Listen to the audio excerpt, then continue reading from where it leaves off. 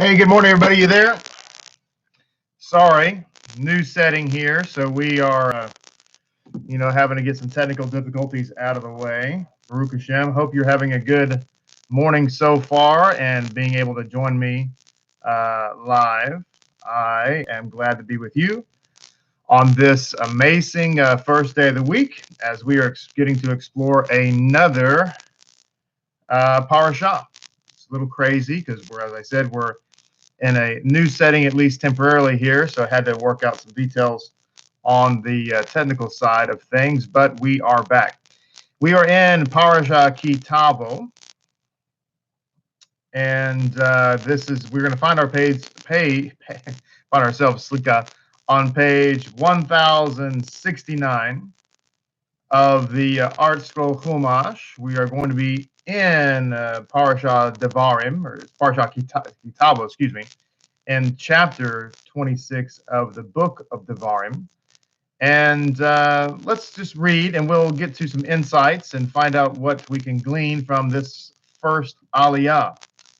It's a little short today, but that doesn't keep us from having a more in-depth discussion later on. So it says here, it will be when you enter the land that Adonai, your God, gives you as an inheritance, and you possess it and dwell in it, that you shall take of the first of every fruit of the ground that you bring in from the land that Adonai your God gives you, and you shall put it in a basket and go to the place that Adonai your God will choose to make his name rest. So right off the bat here, this is a statement that God is going to choose a place. God is going to choose a place. One of the common objections that you run into, we've spoken about objections to Torah, True Judaism, and Messiah at great length. And one of the common objections that we run into is that the question is, do you sacrifice? Because people think that that sacrifices are required for salvation in Judaism. So let's deal with those two issues right off the bat. Number one, no, we do not sacrifice. And the reason we don't is because there is not a temple. There's no temple in Jerusalem, and so therefore we do not sacrifice today because we're not allowed to sacrifice outside of the temple grounds. And in fact, if we were to sacrifice outside of the temple area, that would be a very significant violation of the Torah, in fact. So we do not do that. The question on a deeper level is, do Jews have to sacrifice? Was sacrificing part of the atonement? And most people, because they read the Bible without any commentary, without any insight, without any kind of deep thinking or whatever, they will say, yes, you have to make a sacrifice to make an atonement. And the answer to that is no, you do not. So here's what I mean. Well, let me just make a statement here about sacrificing in the quote-unquote New Testament era, just for lack of a better phrase. There's no such era, but just for a second. Even the apostles sacrificed after the resurrection, and they did so for many, many years. So it can't be blamed on a momentary, oops, we didn't realize. So this is many, many, many years after the resurrection. They were still going to the temple to make sacrifices. This included the Apostle Paul. So that's curious, isn't it? How can we continue to do sacrifices if, in fact, Yeshua is the end-all of sacrifices? The answer to that is the Akedah, which is very significant as we're coming up to the Rosh Hashanah time. And maybe at some point I'll be able to do a video on the Akedah. I don't know if I'll get to it before the High Holy Days, but perhaps that'll be the case. But the original Akedah, the Akedah, if you can want to pronounce it that way, is Isaac, the son who was bound. And so Judaism teaches something very profound about that offering, and that is, first of all, it was in fact an offering. It wasn't just a test, but in all accounts, Abraham offered up his son Isaac as an offering. And the second thing about that is that Judaism teaches that offering is the substance of all the other offerings. So when you have a lamb that you're offering up, or fruit that you're offering up, or a grain offering, or a bull, or a pigeon, or a turtle dove, or anything like that. All of those things are simply emblematic of the son that was offered by his father, Abraham.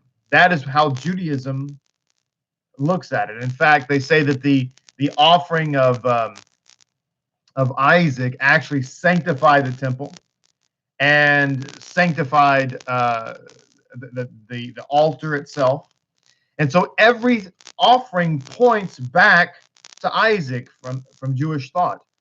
So therefore, the absence of the physical offering, the absence of the turtle dove, the absence of the fruit, the absence of the grain offering, whatever, does not negate atonement. Why? Because atonement is found in the offering of the only Son. See, that's how Judaism thinks, and that's the truth.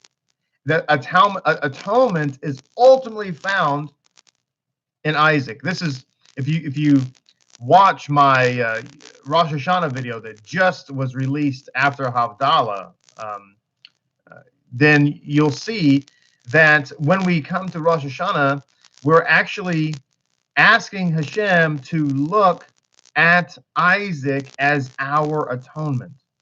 And this is quite to the contrary of what has been taught erroneously for many, many centuries, and that is that Judaism teaches a salvation by works, and other religions, of course, we're talking about Christianity here, teaches a salvation by grace, and those are the two complete opposites of each other. That is completely and utterly not true.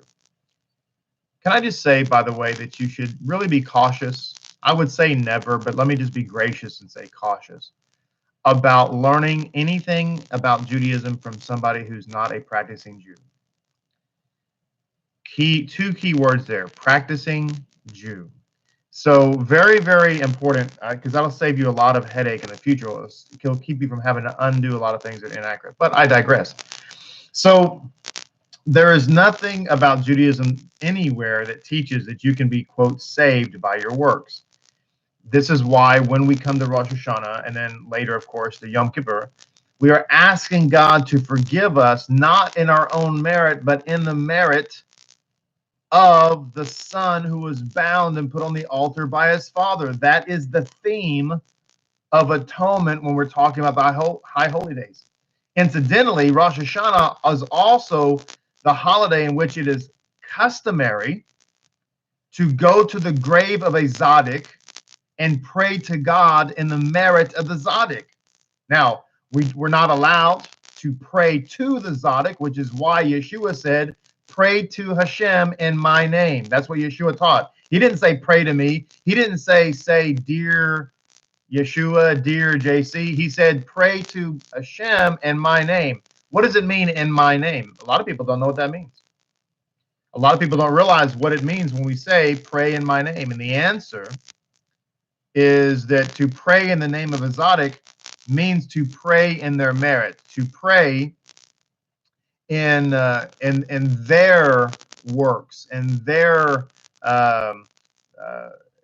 in their merit. I'm trying to think of another word for that, but I guess merit will do, right? We're just praying to Hashem that He should answer our prayers based on who they are. So it just is interesting that Rosh Hashanah is that time frame where it is customary to do that, to go to the grave of a Tzaddik and pray. Many people, for instance, many women, will pray at the tomb of Rachel in Jerusalem. This is why in the Nachman sect of Judaism, where they believe that, like Breslev and so on, where they believe that Nachman is the Mashiach, they'll go to the Ukraine, to Rebbe Nachman's grave, and they'll pray, in the merit of Rebbe Nachman. Many people do that with Chabad. They go to the grave of the Rebbe Schneerson and pray in his merit as well. So this is a very common theme. So somebody, Millie asked, in their righteousness. Yes, Millie, absolutely. That's what you're asking Hashem to answer your prayer in the merit of their righteousness. That's absolutely correct. So we see when we bring to the table, we say, well, this is a common understanding about Zadakim. So what we're saying is that Yeshua is the Mashiach. He's the Zadok of all Zadakim. So we pray in his merit.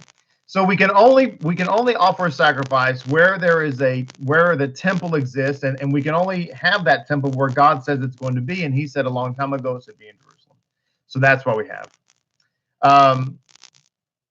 We also have the idea that a sacrifice in and of itself is simply reflective or representative of the Son who is offering.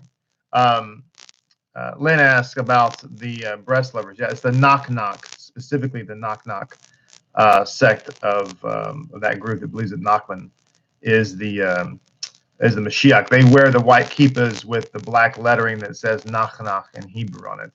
A lot of Messianics, well, I shouldn't say a lot, but I've seen a few Messianic people who have worn those kippahs, not realizing that they're actually wearing a kippah that represents a sect that believes that Nachman is a Mashiach. But understanding will come later for that group. So just want to point that out. So if somebody approaches you and say, do you sacrifice? You can say, no, we do not. And you can explain why that's the case. And if someone says, well, as a Jewish person, how do they receive salvation? What they're really asking is, how do they receive atonement? That's really the question they're asking. Salvation is not exactly the right phraseology. But then you can explain that all Jews ultimately believe that atonement comes from the offering of the only Son. Now, there's an interesting conversation that developed between Hillel and Shlomo and Chaim and myself for Havdalah. And the idea was, what does it mean to be the only begotten Son? And so the phrase in Genesis there about Isaac and Abraham is a little bit of a poor translation, where it says, your son, your only son. But the word used there has the root of yichud. And it was a really great conversation, and Hillel was waxing eloquently about this. But he was saying that he was pointing out that that word there, the only begotten, really means the son that is closest to who you are, the son that is basically your image, your likeness, both physical and spiritual. Because the Midrash points out, by the way, that Isaac was literally the identical twin, as it were, of his father Abraham, so that when people would see Isaac in the marketplace, they would say, if you've seen the son, you've seen the father. So quite literally, when Abraham offered up his son upon the altar on Mount Sinai, which would later become the place of the altar and the temple, which would later become, of course, the Holy of Holies, he was literally offering up his image on the altar. It's quite fascinating. The Midrash has a lot to say about that. But it's not just his physical likeness, but also his spiritual likeness. So that the one who was offered was actually offered because he was so perfectly close to the Father. So let's continue reading here.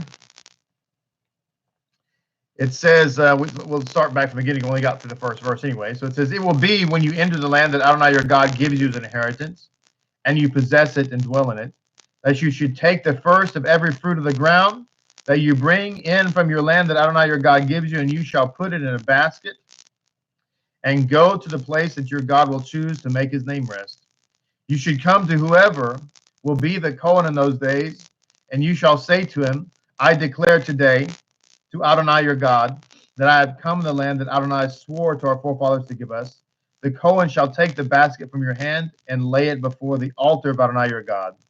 Then you'll call out and say before Adonai your God, an Aramean tried to destroy my forefather. He descended to Egypt and sojourned there, few in number, and there he became a nation, great, strong, and numerous. The Egyptians mistreated us, afflicted us, and placed hard work upon us. Then we cried out to Adonai, the God of our forefathers, and Adonai heard our voice and saw our affliction, our travail, and our oppression. Adonai took us out of Egypt with a strong hand, with an outstretched arm, and with great awesomeness, and with signs, with wonders. And he brought us to this place and gave us his land, a land flowing with milk and honey. And now, behold, I have brought the first fruit of the ground that you gave me, O Adonai, and you shall lay it before Adonai your God, and you shall prostrate yourself before Adonai your God. So there is this declaration that we make. We are declaring that Abraham is our forefather, basically, right? So there was a debate that came up and said, can converts make this declaration? And so there, like most things with the Talmud, there was a debate among sages about it, but the ultimate decision was made that, in fact, absolutely they can. Because when a convert converts, they become a son or daughter, of course, of Abraham. And as a result, they are grafted into the family. Do you realize that that's what that word means, grafted in? You know, this coming year, 5780, I mentioned this a few weeks back, that every year I pray about a theme that will carry us through the year. And so we've done a number of different themes. This last year was walking through the Megillot, and we're right now presently in the final Megillah, which is the Megillah of Kohelet. And so anyway, I've pretty much settled on the concept of taking a journey through Genesis the entire year, because there's so much in the book of Genesis that is just wonderful. And it seems like every year when we go through it, we just seemingly skim the surface of the iceberg. And I'm not even sure, I probably can tell you right now, that even spending a year in Genesis will barely get below the surface of the first snowdrift on that iceberg. But it'll be wonderful. Anyway, so it's going to be our journey through Genesis. It's going to be an entire year of looking at Genesis through the eyes of the Midrash, through the eyes of some of the other commentaries and so on. It's going to be wonderful. That's Bezrat Hashem. It'll be wonderful. But that statement in chapter 12, where it says that all the families of the earth are going to be blessed, by you or through you or whatever.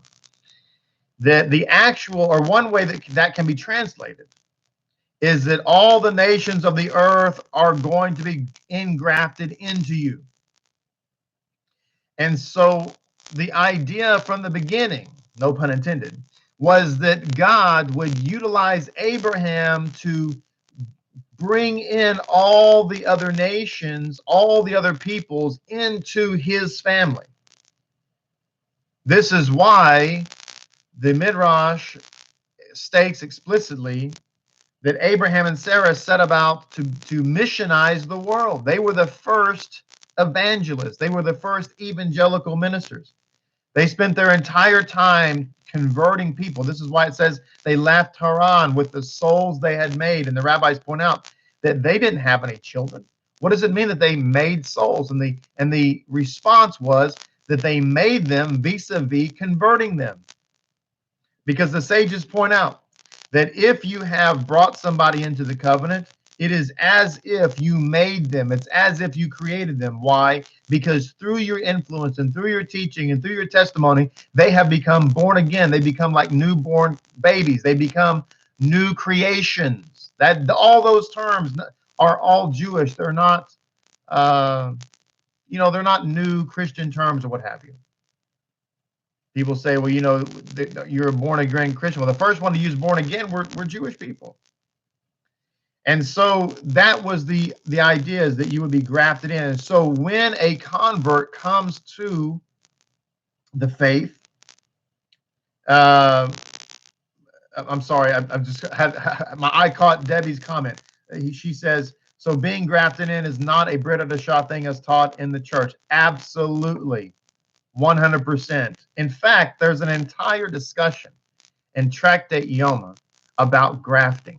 And I'll come back to that in a second, because I want to teach you something about grafting.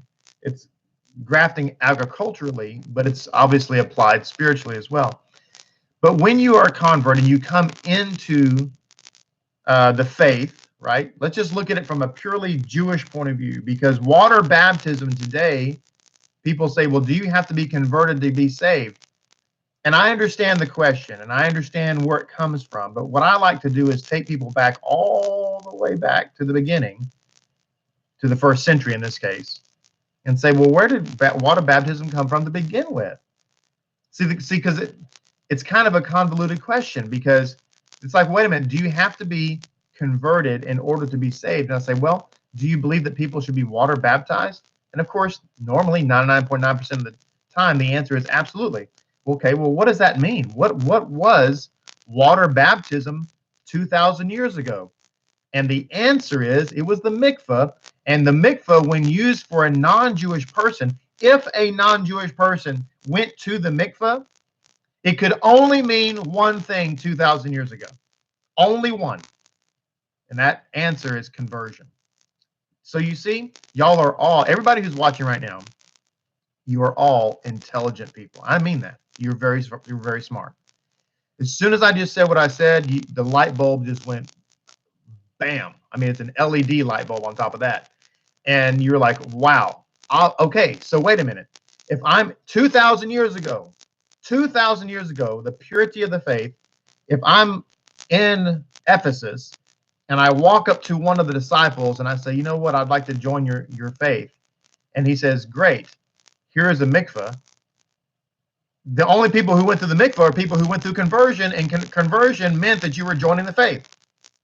You see? Isn't that wonderful? Anyway, so let's talk about conversion today, or in the Middle Ages, or whatever. When you were a non-Jewish person and you came to a synagogue and you wanted to convert, you went through, whatever program they had. The halakha from conversion is really pretty simple. Teach you a few laws, some heavy, some minor, and circumcision if you're a male, and then the waters of the mikveh. The waters of the mikveh really are the point of transition. The waters of the mikveh are the point at which you become born again. That is the transition point. Not circumcision, but the mikveh.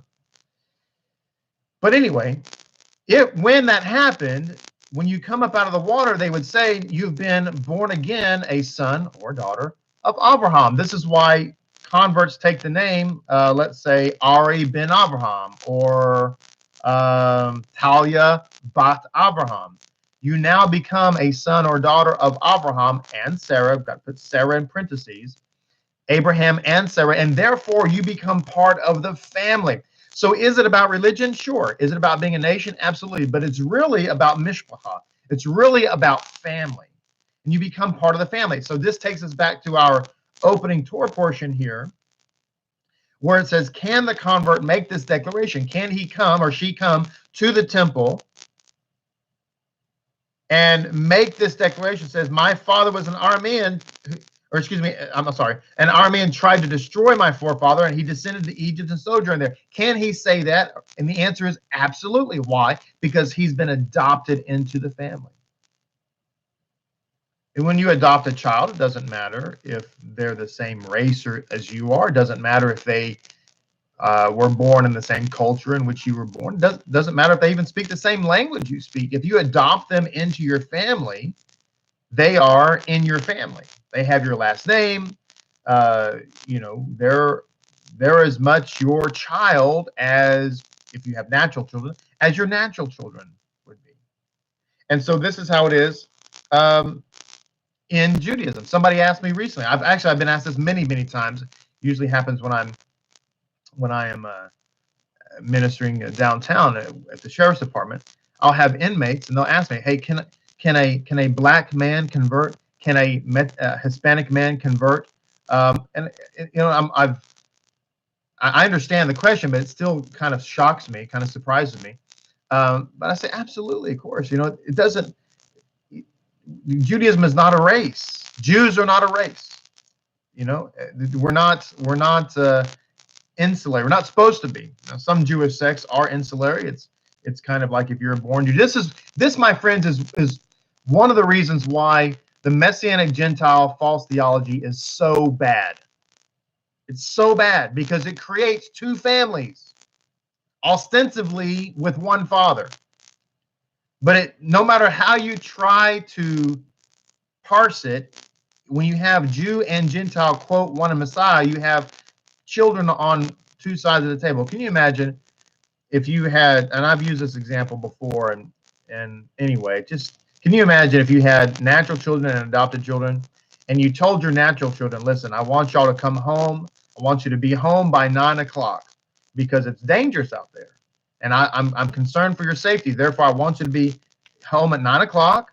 And I want you to, to make sure you and call me and then blah, blah, blah, blah. And here's all the rules. And it's all about your safety. And by the way, don't go here and don't go there because those are bad places and I don't agree with them. And to me, I don't like it. And as your father, I'm telling you not to go there, and etc. Then you turn to your adopted children and you say, come home whenever you want, go wherever you want. It doesn't, you're fine. You're whatever you want to do. How would the adoptive children feel?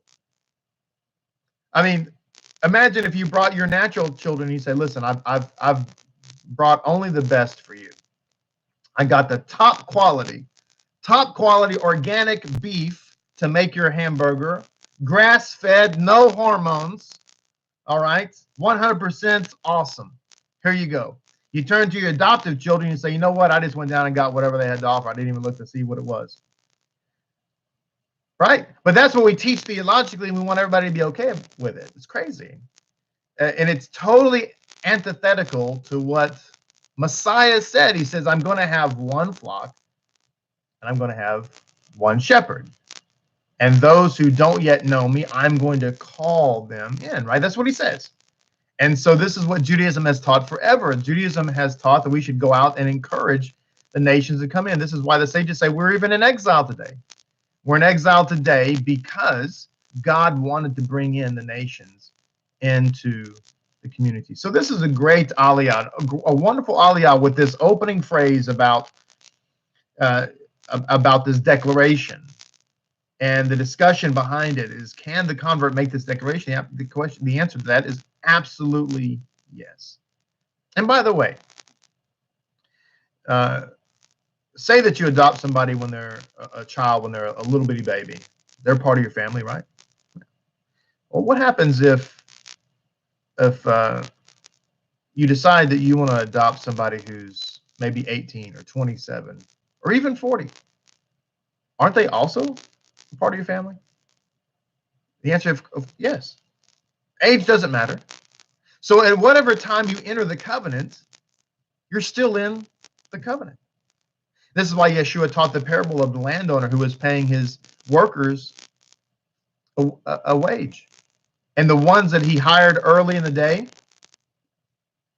received this very same money, the very same wage that the ones who worked or came to work late in the evening and only worked for about an hour or so, they were all received the same money. Why? Because it was the same offer to everybody. So whenever you can, so I say that because sometimes people get discouraged. You say, well, I'm kind of late in life. I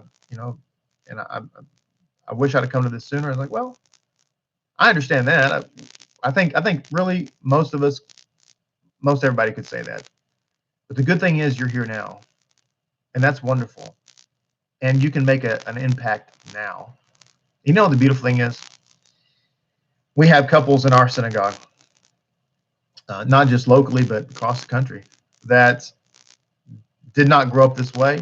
Some of them are converts. Some of them have come back and to their roots or what have you. And they're raising children. And those children will never know what it's like not to live a Jewish life. Isn't that beautiful? Well, that's the power of Teshuvah in our time. Well, Bezrat Hashem, we'll be able to come back tomorrow and have some more discussion of this wonderful Parsha, Tavo. Thank you so much for joining me. If you have not yet had a chance to check out the Rosh Hashanah video that was just released yesterday evening after Havdalah, then please take a look at it, share it with your friends. If you've not yet subscribed to this channel, please do so. Please like this video and spread the word, spread the light. I'm telling you, more and more people are finding this, and it's somebody made a comment. In fact, a couple days ago, they said that it's like a dream come true, and I tell you, that's awesome. I'm so happy, and I pray that it's a dream come true for you. and a dream come true for your friends. They may be dreaming of such things like this. So share it with them and be an answer to their dreams. Blessings to you. Shalom. Have a great day. We'll see you tomorrow with God's help.